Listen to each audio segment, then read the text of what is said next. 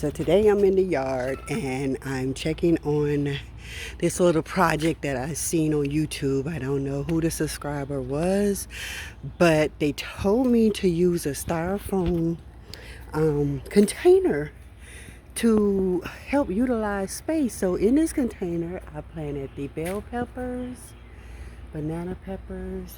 There's what it looked.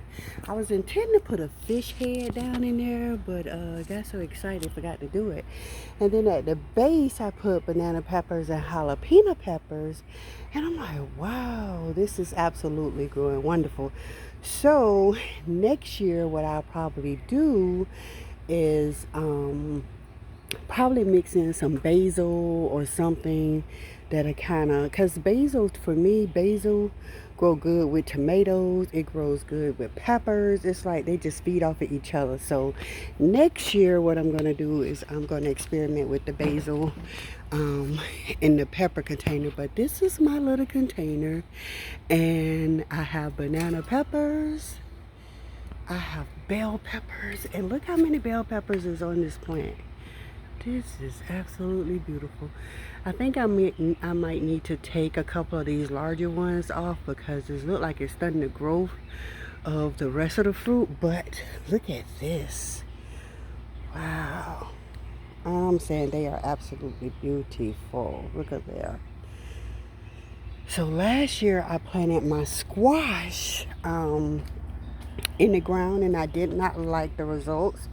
So this year I decided to put them in containers, and they look like they're doing better in the containers because, you know, with squash and cucumbers, those worms come, and I really don't have time for those worms because I be wanting to eat. So this year I put them in the container. It's just a little experiment, just gonna see how, you know, everything turns out, and then we'll go from there. And at the base I put my little cucumbers at the bottom of the fence.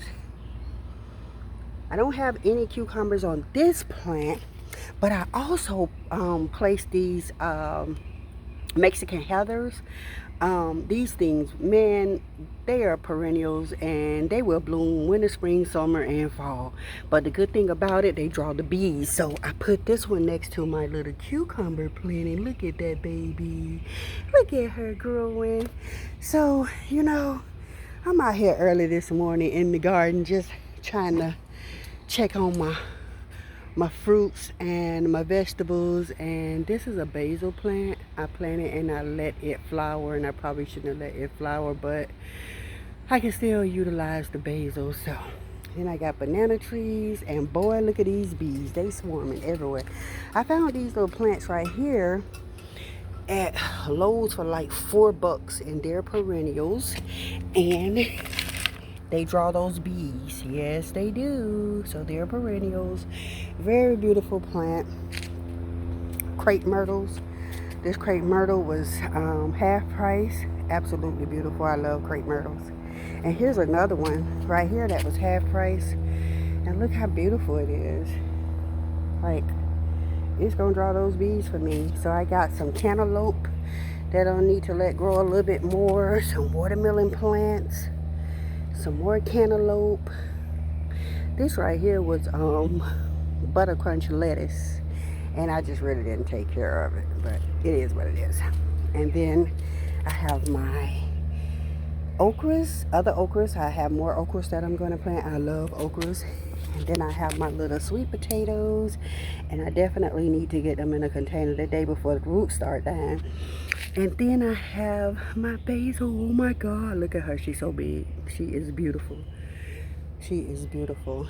And then with the rest, I have my collard greens, I have my okras, I have my tomatoes, and I need to clean up my yard, but that's going to be for another day.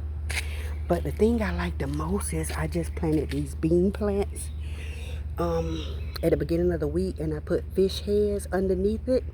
And then I also put those little scallions, because for some reason these plants grow when there's something else planted next to it. So I got my little beans, and I got my scallions, and I got my little collard greens, and my okra. It's gonna be a good harvest this year. So that's it for me, guys. Bye bye.